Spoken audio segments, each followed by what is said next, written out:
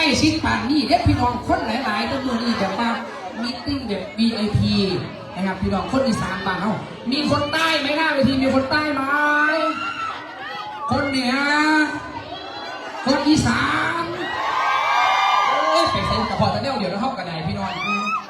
บางคนกินตามเขาจะพิบัติขึ้นแน่นแต่บอกหูปกแม่บองโคตรแตกโคตรหยังตีชูมืออีปากแตกเพราะเบาหูเอาถุงมาอีกแล้ววันนี้คุ้มถุงชนตีเอาไว้ใส่เงินน้องขอบคุณนะครับผมมาผลงานเพลงนี้นะครับผมให้พี่น้องหน้าเวทีน่าจะเหมาะกับสาวๆหน้าเวทีนะครับรักได้ครั้งละคนละครั้งนะร้องได้ร้องช่วยกันหน่อยเลย